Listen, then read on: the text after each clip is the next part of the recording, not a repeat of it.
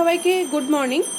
এখানে যাচ্ছে 3টা নিউবর্ন বেবি কাঁথা, 2টা পিঙ্ক আর একটা হচ্ছে হোয়াইট। হোয়াইট বলতে এটা অফ হোয়াইট, যেটা আমি সফট মার্কিন কোয়ালিটির কাপড়ের উপরে যেটা আমি করে থাকি।